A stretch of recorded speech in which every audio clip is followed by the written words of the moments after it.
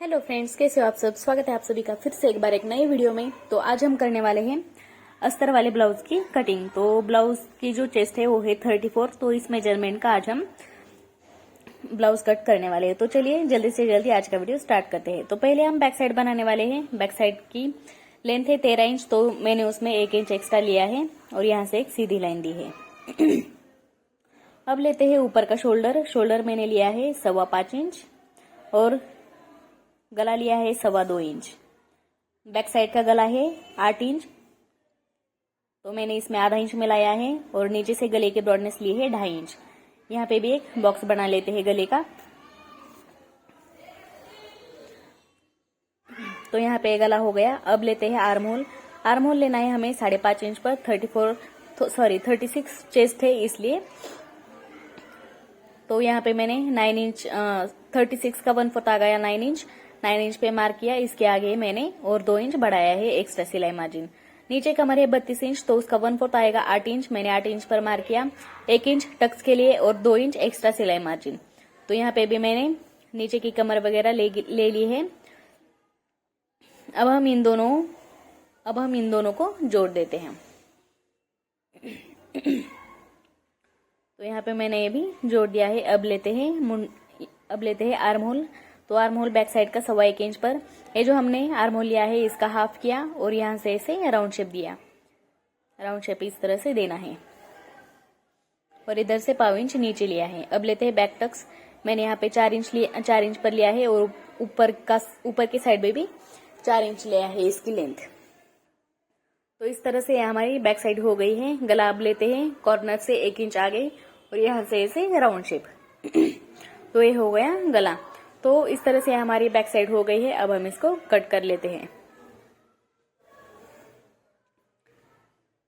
तो यह हमारी बैक साइड हो गई है। अब हम इस पर हम जो फ्रंट साइड में योक पट्टी लगाने वाले हैं उसके निशान देते हैं। 2.5 इंच पर मार्क किया। दोनों साइड में भी 2.5 इंच पर मार्क किया। अब हमें इन दोनों पॉइंट को जोड़ना है और यहाँ पर हम एक डॉटेड लाइन दे देते हैं क्योंकि हमें समझ में आए इसलिए। तो मैंने यहाँ पर ये डॉटेड लाइन भी दी है। अब हम इसको ऐसे अंदर की साइड में फोल्ड करेंगे। अब हमने ये जो बैक साइड बनाई है इसको हमें अब पेपर पर रखकर कट करना है। ये जो हमने 2.5 इंच अंदर की साइड में फोल्ड किया है वो हमें ऐसे ही रखना है क्योंकि हम जो नीचे की योक पट्टी है वो सबसे लास्ट में बनाने वाले हैं इसलिए। तो इस तरह से हमने ये बैक साइड जो बनाई है वो पेपर पर रख दी है। अब हम इसको सभी तरफ से मार्क कर लेते हैं।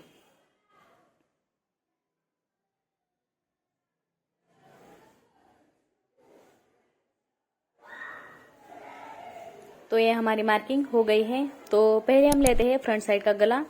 तो ऊपर से फ्रंट साइड की ब्रॉडनेस लेते हैं ऊपर से 2.25 इंच और फ्रंट साइड का जो गला है वो है 5.5 इंच। तो मैंने यहाँ पर 6 इंच पर मार्क किया है और नीचे से गले की ब्रॉडनेस 2.5 इंच। अब हम इन दोनों को जोड़ देते हैं और अब यहाँ पर गले का शेप भी दे देते हैं, राउंड शेप फ्रंट साइड का। तो ये हो गया फ्रंट साइड का गला। अब यहाँ पे आर्म होल में फ्रंट साइड में हमें आधा इंच और नीचे लेना है। इस तरह से यहाँ पे मैंने आधा इंच नीचे लिया है। अब यहाँ पर योक पट्टी के लिए मार्क करते 1 इंच ऊपर लेकर यहाँ से हमें योक का आकार देना है इस तरह से। ये हो गया योक का आकार। अब हम बनाते हैं कटोरी। तो हमारे ब्लाउज की जो चेस्ट है वो है 36। इसलिए हमें कटोरी का मेजरमेंट हमें 5.5 इंच पर लेना है। यहाँ पे जो गला बनाया है यहाँ से नीचे से 1 इंच ऊपर लिया और ये जो आर्म होल है वहां से हमने 2.5 इंच अंदर की साइड में लिया। तो इस तरह से हमें अब इन तीनों पॉइंट को जोड़ना है। तो ये हमारी कटोरी बन गई है। अब हम इसको कट कर लेते हैं सभी पार्ट को। ये सब कट होने के बाद हमें कटोरी को बढ़ाना है। तो ये कटोरी भी हो गई।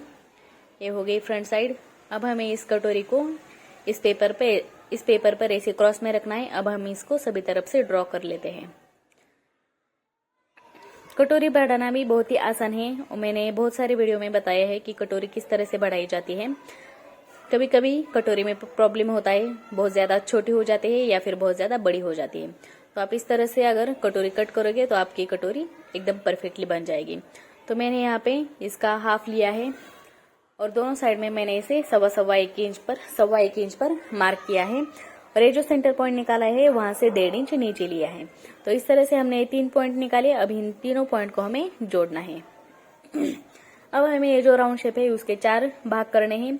और पहला जो पॉइंट है वहां पे हमें 1/4 इंच ऊपर लेना है, दूसरा जो पॉइंट है वहां पे ½ इंच, तीसरा जो है वहां पे 1/4 और चौथा जो है वहां पर 1। तो इस तरह से आप कटोरी को बढ़ा सकते हैं बहुत ही आसान तरीके से, एकदम परफेक्टली शेप में बन जाती है।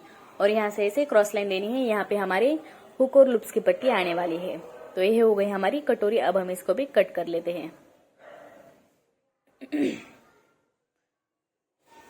ये कटोरी बन के रेडी है। इस तरह से हमारे दोनों पार्ट रेडी है। अब हम इन दोनों पार्ट को कपड़े पर रखकर कट करेंगे। तो पहले तो रखेंगे कटोरी जो हमने कट की है अभी पेपर पर।